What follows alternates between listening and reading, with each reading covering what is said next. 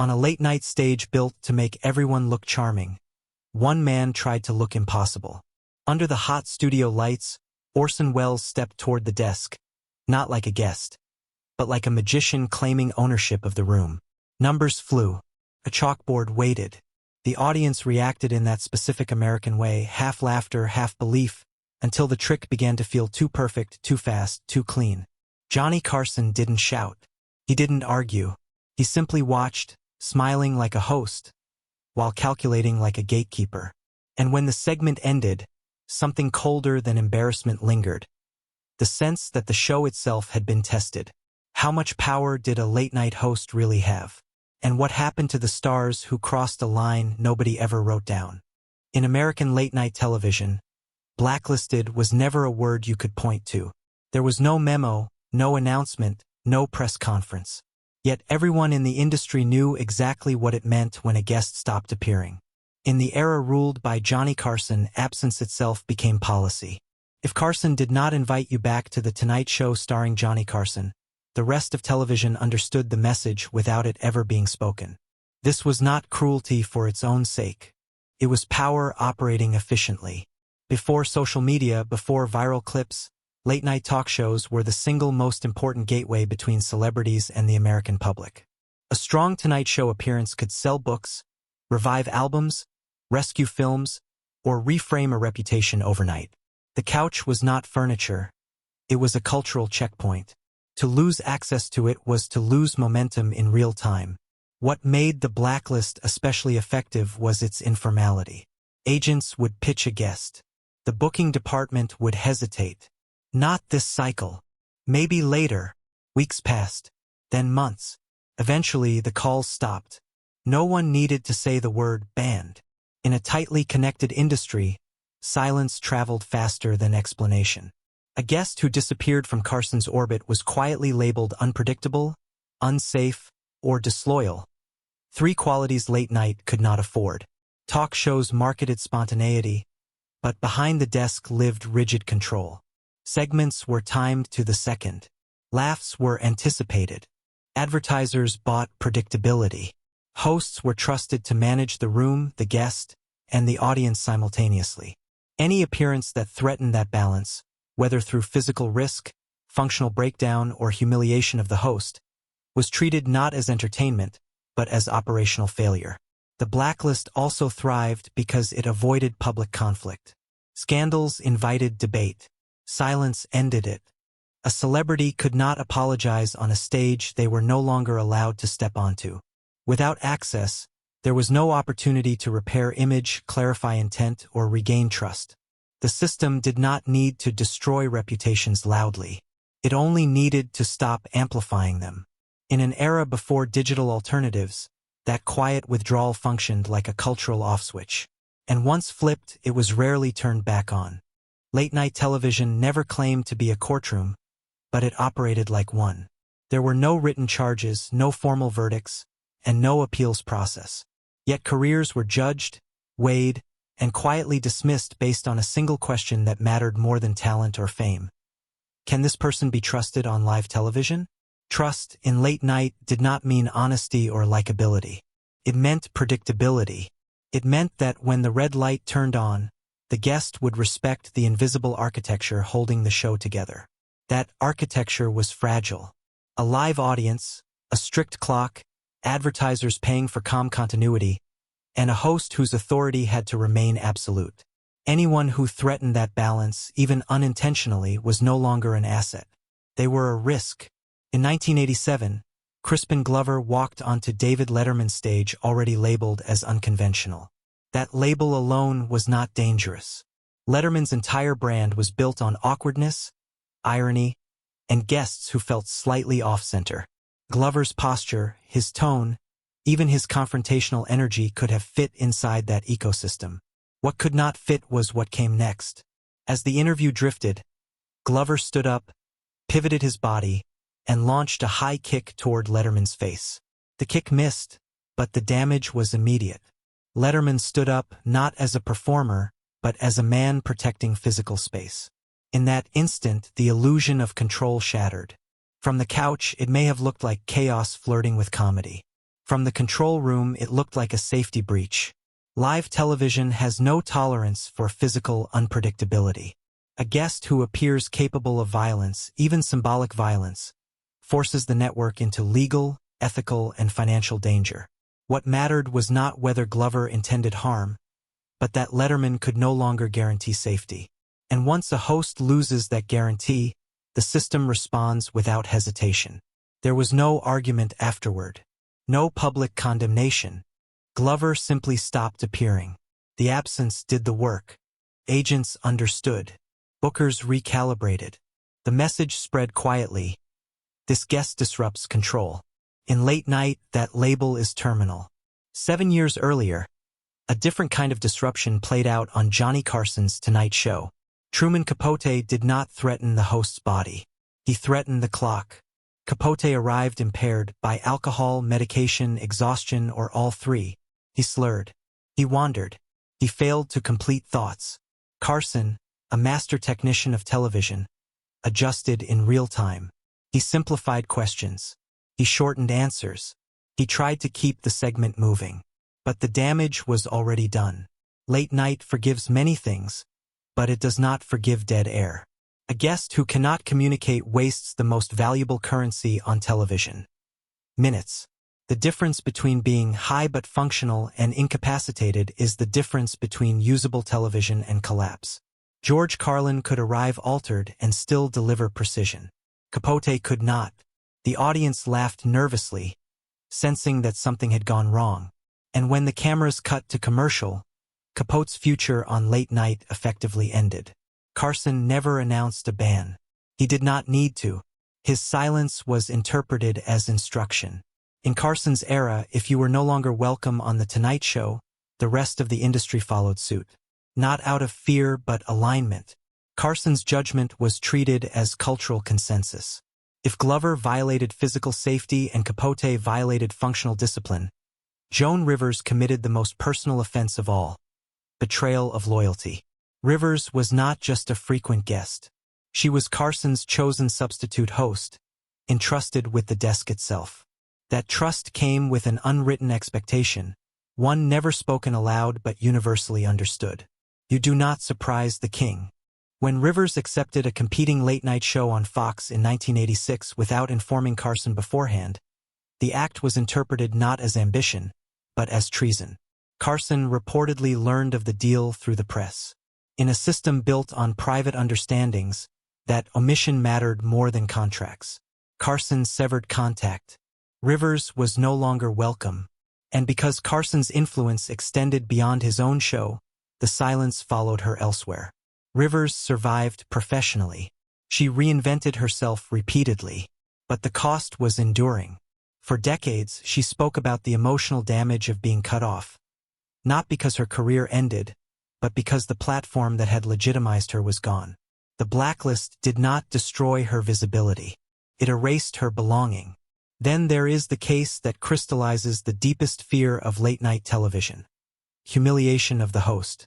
Orson Welles was not a reckless guest. He was a legend. But during one appearance on The Tonight Show, Welles allegedly staged a demonstration reading minds, solving numbers, with the assistance of planted audience members. Whether the story is fully accurate matters less than why it spread. The implication was devastating. The host had been made to look foolish on his own stage. Late night tolerates many sins. It does not tolerate being outsmarted in public. The host's authority is the spine of the show. If that authority cracks, everything downstream, laughter, trust, advertising, becomes unstable. After that appearance, Welles was reportedly never invited back. Again, no announcement, just absence. Across these cases, the pattern is unmistakable. The blacklist was not moral. It was operational.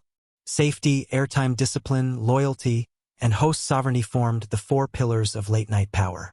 Break one and you might survive. Break more than one, and the system quietly closes its doors. What makes this system chilling is not its cruelty, but its efficiency. No confrontations. No apologies accepted. No redemption arc offered. Once trust was lost, access was revoked. And without access, a celebrity could not defend themselves, explain intent, or rewrite the narrative. They simply faded from the most powerful stage in American culture. To understand why blacklisting worked so thoroughly, you have to look at the men behind the desk, not as entertainers but as institutions. In late-night television's golden age, the host was not merely the face of the show. He was the show. And no one embodied that more completely than Johnny Carson. Carson's authority did not come from confrontation. Came from inevitability. For 3 decades, The Tonight Show was the final stop in American culture. Politicians, movie stars, authors, and comedians all passed through that studio with the same understanding. Approval here meant legitimacy everywhere else. When Carson stopped inviting someone back, it wasn't framed as punishment. It was treated as consensus. Networks aligned. Agents adapted. The industry moved on. Carson never had to raise his voice, because his silence carried more weight than any headline. What made Carson's power unique was its centralization. There were fewer platforms, fewer alternatives, and no digital escape routes. A guest who lost Carson lost the country. This allowed him to enforce unwritten rules without explanation. Respect the desk. Respect the clock. Respect the relationship. Break those rules and you did not get yelled at, you got replaced. David Letterman inherited a different landscape, but the core mechanism remained intact. Letterman cultivated discomfort, irony, and the feeling that anything could happen. His show welcomed awkwardness and rewarded unpredictability, up to the moment unpredictability threatened control. That is where the boundary hardened. Letterman allowed guests to be strange, but not dangerous. He allowed mockery, but not humiliation of the host. Crispin Glover crossed that line not because he was weird, but because he made the host stand up to protect himself. In late night, that visual alone redefined the guest from performer to liability. The difference between Carson and Letterman was not power, but style. Carson ruled like a monarch. Letterman ruled like a curator of chaos. Both relied on the same enforcement tool: access. Carson removed access through paternal distance. Letterman removed it through professional recalibration. The result was identical. The guest disappeared. By the time late night entered the modern era, the monopoly weakened. Cable networks multiplied.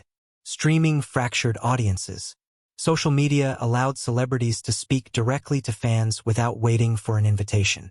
A guest banned from one show could appear on another, start a podcast, or reframe a scandal online within hours. The blacklist lost its ability to suffocate completely. But it did not vanish. It evolved. Modern cancel culture is louder and faster, but often shorter-lived. Outrage spikes, then fades. In contrast, the old late-night blacklist was quiet and durable. It did not demand public agreement. It simply withdrew oxygen and waited. This raises an uncomfortable question. Would Johnny Carson's silence still work today? Probably not with the same force. But in his era, and even into Letterman's, the host's control over access meant control over narrative. And narrative, more than truth or talent, determined who stayed visible. The stage changed. The desk changed. The audience changed. But the principle remained the same.